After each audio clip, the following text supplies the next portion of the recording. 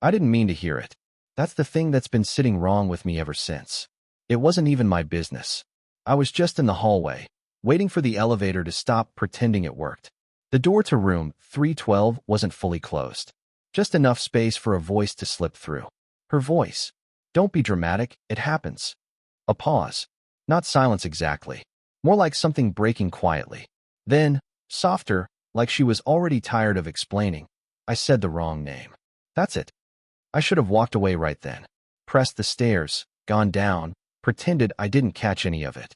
But I stood there longer than I should have, staring at the flickering elevator light like it might tell me what kind of person listens to something like that and doesn't move. Then the door clicked shut, and I still didn't move. I work maintenance at the hotel. Not glamorous, but it pays, and most days are predictable in the kind of way that keeps your head quiet. Broken locks, leaky faucets, the occasional guest who thinks the air conditioning is personal. That morning started the same way. Cart full of tools, checklist in my back pocket, coffee already going cold because I forgot about it again. Room 312 was just another task. Air conditioning unit, inconsistent airflow. I knocked. Waited. Nothing. I knocked again, a little louder. Maintenance. The door opened this time, but only halfway. She stood there like she had already decided how much of herself anyone was allowed to see. Mid-40s, maybe a little older. Not trying to look younger, which somehow made her stand out more. Dark hair pulled back loosely, a few strands slipping free like they didn't listen to her either. No makeup, or not enough to matter. But her eyes, steady, sharp, like she noticed everything and chose what to respond to. Yes, she said. Her voice was the same one from the hallway. Calmer now. Controlled. I lifted the clipboard slightly, like that explained everything. AC unit. You reported it this morning. A beat. Then she opened the door wider. I did. It's making that noise again. Again. Like it had been doing this for a while. Like she had been listening to it longer than anyone should. I stepped inside, careful not to brush against her, even though the space didn't give me much choice. There was a faint smell of something warm, coffee, maybe, or the kind of perfume that doesn't announce itself. The room was neat. Too neat for someone staying more than a night or two. Nothing out of place. Nothing personal left where it could be seen. Except a second coffee cup on the table. Untouched. I crouched by the unit, unscrewing the panel. It hummed low, uneven, like it couldn't decide what it wanted to be. It's been doing that long. I asked, mostly to fill the space. She didn't answer right away. I could feel her standing behind me. Not close, not far. Long enough, she said finally. There was something in the way she said it. Not about the machine. I nodded, even though she couldn't see it. Probably just a loose fan or dust buildup. Happens. Yeah, she said, quieter this time. That seems to be the theme. I glanced back at her then. Just for a second. She was looking at the window, not at me. Arms crossed, but not defensively. More like she was holding something in place. I turned back to the unit, suddenly very aware of how loud the screwdriver sounded in the quiet room. After a minute, I said, shouldn't take long. Take your time. It wasn't what she said. It was how. Not polite. Not impatient. Just flat, like time didn't have much use to her anyway. I fixed the issue quicker than expected. Tightened the fan, cleared out the dust, ran it again. The hum smoothed out, steady now. Try that, I said, standing up. She stepped closer, testing the airflow with her hand. For a second, we were standing too close, neither of us adjusting fast enough. Better, she said. Our eyes met then. Not long. Just enough. Thanks, she added, and this time it sounded like she meant more than the repair. I nodded, suddenly unsure what to do with my hands. Yeah, no problem. I started toward the door, then paused. Hey, I said before I could stop myself. She looked at me. If it starts acting up again, just call. I'll come back. A small smile, but not the kind people give to be nice. The kind that almost doesn't happen. I figured you would, she said. I left after that. Closed the door behind me, walked down the hallway, pressed the elevator button again like something had reset. But it hadn't. Because later, when I was supposed to be fixing a sink 2 floors down, all I could hear was her voice from earlier. I said the wrong name. And I couldn't stop wondering why it didn't sound like an accident. I told myself I wouldn't find a reason to go back to room 312. There was no rule against it. But there's a kind of line you don't cross when you work in places like this. Guests come and go. You fix what's broken, you leave. You don't linger. Still, 2 days later, I was standing outside her door again, staring at my clipboard like it had personally sent me there. Follow-up inspection. I hadn't written that. Not officially. I knocked anyway. This time, she took longer to answer. Long enough that I almost left. But then the door opened, and she looked different. Not in a dramatic way. Just small things. Her hair was still tied back, but messy, like she hadn't redone it. Just kept fixing it with her hands. Her eyes were the same, but there was a weight under them now, faint and stubborn. You again, she said. Not surprised. Not annoyed. Just noticing. I lifted the clipboard again, a little pointless. Just checking if the unit's still working. A pause. Then she stepped aside. You don't waste time, do you? I didn't answer that. I wasn't sure if it was a compliment. The room felt warmer this time. Not the temperature. Just used. The bed wasn't perfectly made anymore. One side slightly indented. The second coffee cup was gone. But there was a glass near the sink now. Half full. I walked to the unit, crouched down again, even though I already knew it was fine. You didn't have to come back, she said from behind me. I shrugged, pretending to check something. It's part of the job. Is it? She asked lightly. Not pushing, just placing the question there. I tightened a screw that didn't need tightening. It can be, I said. She didn't respond to that. Instead, I heard her move, soft steps, then the quiet clink of glass. Do you ever get tired of fixing things? She asked. The question caught me off guard. I glanced back at her.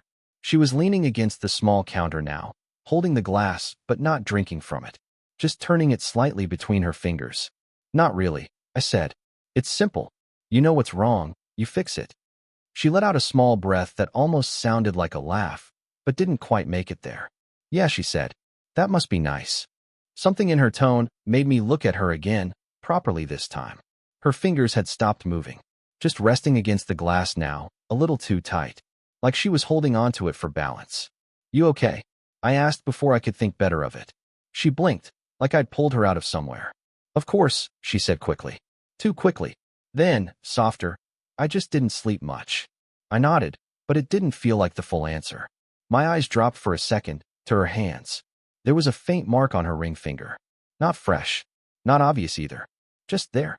Like something had been there long enough to leave a memory behind. I looked away before it felt like staring. The unit's fine, I said, standing up. Shouldn't give you trouble again. Good, she replied. Neither of us moved toward the door. There was a stretch of quiet that didn't feel empty, just unfinished. Then she said, almost casually, you listen more than you talk. I huffed a quiet breath. Depends on who I'm talking to. Her eyes met mine again. This time, she held it a second longer. And what do you hear? She asked. It wasn't a challenge. Not exactly. More like she wasn't sure she wanted the answer. I hesitated. Just enough. Things people don't say, I admitted. Another pause. Her grip on the glass loosened slightly. She looked down at it, then back at me. That sounds inconvenient, she said. Sometimes. She nodded, like that confirmed something for her. I should have left then. Instead, I took a small step toward the door and stopped. If it ever stops working again, I said, quieter this time, you can call. Even if it's not the AC. The words hung there longer than I expected. She didn't smile this time. But something in her expression shifted, just slightly. Like a crack, or maybe a door she hadn't meant to leave unlocked. I don't usually call, she said. I nodded. I figured. Another pause. Then, almost under her breath, like she wasn't sure it would reach me. Maybe I will. I left after that. But this time, as the door clicked shut behind me, I didn't walk away right away. Because I couldn't stop thinking about the way her voice changed on that last sentence, like she wasn't talking about the air conditioner at all. It started raining around midnight. Not heavy, just steady enough to blur the lights outside and make the windows look like they were holding onto something. I was halfway through fixing a clogged drain on the third floor when the front desk called. 312 again, the guy said. She says it's not the AC this time. There was a pause on his end, like he was deciding whether to add something. She sounded weird. I didn't ask what that meant. I already knew. Her door was open when I got there.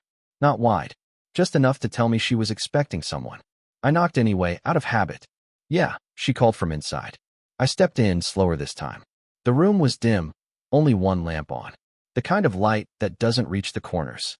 She was sitting on the edge of the bed, shoes off, hair completely loose now. It fell around her shoulders in a way that made her look less arranged, more real, like the version of her that didn't bother adjusting for anyone. The sink? I asked.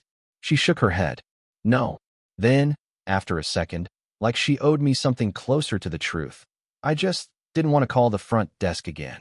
I stayed by the door for a moment longer than necessary. You could have just said that, I replied. I didn't think you'd come if I did. Something about that landed heavier than it should have. I walked further in, setting my tools down on the table, even though I wasn't planning to use them. You didn't have to make something up. I didn't, she said. Then, quieter, I just didn't say everything. The rain tapped softly against the window behind her, the kind of sound that fills silence without fixing it. I leaned against the wall, arms crossed, giving her space she didn't seem sure she wanted. For a while, neither of us spoke.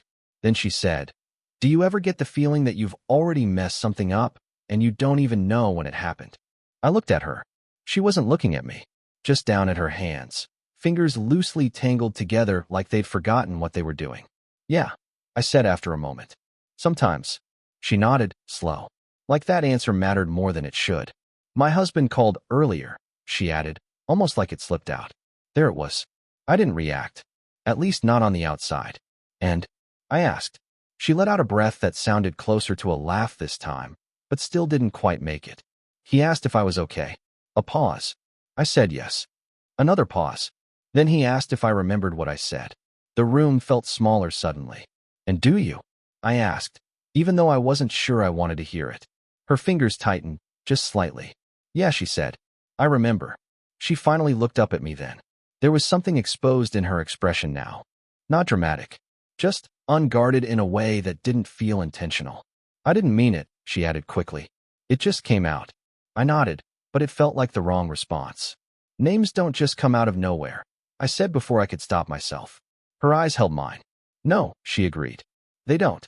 The silence that followed wasn't empty anymore. It was full of things neither of us wanted to say first. I pushed myself off the wall, took a step closer without really deciding to. She didn't move. "You should probably call him back," I said, quieter now. "I know." But she didn't reach for her phone. Another step. Close enough now that I could see the slight tremble in her fingers, the way she pressed them into her palm to stop it. "You don't look like you're okay," I added. "I'm not," she admitted. It came out simple. No hesitation. That did something to me I wasn't ready for. I was close enough now that if I reached out, I'd touch her. Not by accident. Not something I could explain away later. Her eyes dropped, just for a second, to my hand. Then back up. Neither of us moved. The rain got louder against the glass. "You should go," she said suddenly, but her voice didn't match the words. I didn't move. "Yeah," I said, but I didn't leave either. For a second, just a second, I thought she might say something else. Or I might. Instead, I felt my hand shift slightly, almost without permission, closing the distance between us, but stopping just before it touched her. My hand stayed there longer than it should have. Not touching her. Just there. Close enough that I could feel the heat of her skin without actually crossing anything. She noticed. Of course she did. Her eyes dropped to it again, slower this time. Not surprised. Not pulling away either. That was the problem. I pulled my hand back first. It felt louder than it should have. That small movement. Like something had already happened, even though it hadn't. Neither of us said anything for a few seconds. The rain filled the space again, steady, patient. Then she stood up. Not abruptly. Just like she couldn't stay sitting anymore. "What are we doing?" she asked. Her voice wasn't sharp. It wasn't accusing. It sounded tired. Like she'd been asking herself that for a while before saying it out loud. I let out a breath I didn't realize I was holding. "I don't know," I admitted. She nodded once, like that answer didn't surprise her. "That's the problem," she said. She walked past me, slow, stopping near the window. Her arms crossed again, but tighter this time, like she needed something solid to hold on to. "You come here," she continued, not looking at me. "You fix things that aren't really broken."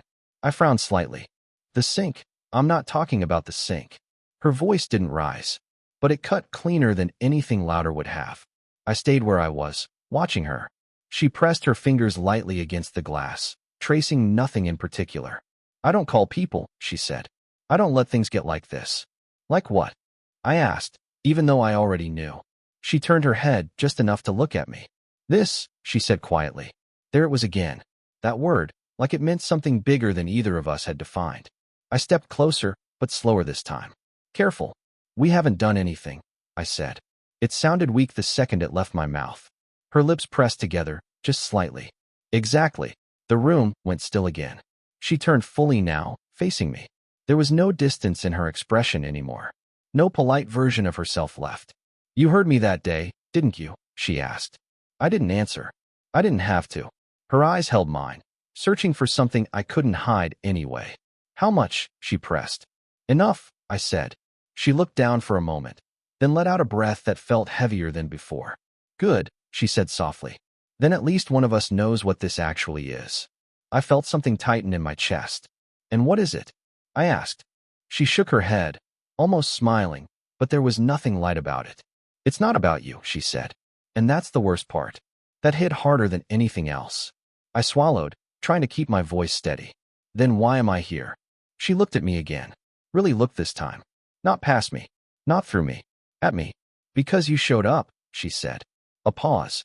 And I didn't stop you. Neither of us moved. The space between us felt different now. Not accidental anymore. Not something we could pretend didn't exist. You should go, she said again. This time it sounded real. I nodded slowly, but my feet didn't follow right away. Say it, I said, before I could stop myself. Her brows pulled together slightly. Say what? Whatever you're not saying. The room went quiet again. She didn't look away. I think I said the right one, she added, her voice barely above a whisper. A pause. And then, softer, I just said it in the wrong life. I didn't sleep that night. Not really. Every time I closed my eyes, I saw her standing by the window, saying it like it wasn't even a confession. Just the fact she'd finally stopped avoiding. The wrong life. I kept thinking about that. Turning it over, like maybe if I looked at it from a different angle, it would mean something else. It didn't. I avoided the third floor the next day. Took extra calls, stayed longer in rooms that didn't need it. Anything to keep from ending up outside 312 again, without a reason I could explain. By late afternoon, I ran out of excuses. There was a note clipped to my board when I got back to the maintenance room. No room number. No official request. Just handwriting. Asterisk, if you're working tonight, could you come by? Asterisk, no name. Didn't need one. I stood outside her door longer than I wanted to admit. Not knocking. Just standing there, like if I waited long enough, I'd figure out what I was supposed to do. Then the door opened. She must have been watching through the peephole. You hesitate a lot for someone who shows up anyway, she said. Her voice was softer than last night. Not lighter. Just worn in a different way. I stepped inside without answering. The room looked the same, but something felt off. Then I saw it. The table. There was a photograph lying flat in the center. Not placed carefully. Just left there. Like it had been taken out and couldn't be put back. She noticed where I was looking. I wasn't going to show you, she said. But I also wasn't going to hide it. I moved closer, slower this time. The photo was old enough to feel it. Slightly faded at the edges. A man stood next to her. Or a version of her. Younger, but not by much. Same eyes. Same way of standing like she knew exactly where she belonged. The man had his arm around her shoulders. Casual. Easy. Too easy. Something in my chest shifted before I even understood why. You see it, don't you? She said quietly. I didn't answer right away. Because I did. It wasn't obvious at first glance. But the longer you looked, there was something in the way he stood. The way his head tilted slightly toward her. Even the way his hand rested against her arm. Familiar in a way that didn't make sense. I swallowed. He's not your husband. No, she said. A pause. He's the one before that. I glanced at her. She was watching me now. Not the photo. Before. I repeated. Her lips pressed together slightly, like she was deciding how much to say. He left, she said simply. Not angry. Not bitter. Just final. For someone else. I asked. She shook her head. No, she said. That would have been easier. Another pause. He left because I wasn't enough, she added. The words didn't sound dramatic. That's what made them land harder. I looked back at the photo, then back at her. You don't believe that, I said. She didn't answer right away. Instead, she stepped closer, stopping just short of where I was standing. Do you know what's worse than someone leaving you? She asked. I didn't respond. She held my gaze, realizing later that they were right too. Something in me pushed back against that, instinctively. That's not. It is, she cut in, still quiet. Because you start trying to be different after. Quieter. Easier. Less complicated. Her eyes flickered, just for a second. And then one day, she continued. You say the wrong name. And suddenly, everyone's surprised. I felt it then. The shift. Not just in what she was saying. In what she was looking at. Or who. You didn't say his name, I said slowly. Her breath caught. Barely. No, she admitted. Another step closer. Close enough now that I could see the smallest details. The tension in her jaw. The way her fingers flexed like she wanted to reach for something but didn't. You said mine, I finished. The room went completely still. She didn't deny it. Didn't look away either. Just stood there, holding that moment like it had already been decided. And then, almost like it surprised even her, her hand lifted slightly, hovering near my arm before she whispered. I didn't realize until after. I didn't move when she said it. Not because I didn't understand. Because I did. Too clearly. There was no confusion left in the room now. No space to pretend this was still something undefined, something accidental. It had a shape, a weight, and it was standing right between us. You should have told me, I said, but it came out quieter than I expected. She let out a small breath, almost like a tired laugh. When? She asked. Before or after I ruined my marriage in one sentence. I shook my head. You didn't ruin anything in one sentence. Her eyes held mine, steady. Things don't break that easily unless they were already waiting to. She studied my face for a second, like she was testing that idea against something inside her. Maybe, she said. Or maybe I just finally said something I wasn't supposed to. Neither of us spoke after that. The photo still sat on the table beside us, but it felt further away now. Like whatever it meant had already done its job. I didn't plan this, she added after a moment. I know. I don't do this, she continued. I don't look at someone and start. She stopped herself, exhaling through her nose. It's not how my life works. I nodded, even though something in me didn't want to accept that. Mine either, I said. That almost made her smile. Almost. But here you are, she said. Yeah, I replied. Here I am. The rain had slowed outside. Not gone. Just quieter. Like the night was settling into itself. She looked past me for a second, toward the door, then back again. I could leave, she said. It wasn't a threat. Not even a real suggestion, just something she felt like she needed to say out loud. You could, I agreed. But I won't, she added. That sat between us differently. Not heavy, just decided. I felt something in my chest ease and tighten at the same time. We're not fixing anything, I said after a while. No, she said. And this doesn't make sense. Not really. Another pause. But it's still here, I added. She nodded once. Yeah, she said. It is. We stood there for a few more seconds, neither of us trying to move past it or explain it further. There wasn't anything left to explain. Then, slowly, like it wasn't planned, she stepped closer. Not all the way. Just enough. Her hand moved first this time. Careful. Hesitant in a way that didn't match the rest of her. She didn't grab onto me. Didn't hold. Her fingers just rested lightly against my wrist, like she was checking something. Making sure it was real. I did not pull away. Neither did she. We stayed like that, quiet, the space between us finally gone in a way that didn't feel rushed or stolen. Just accepted.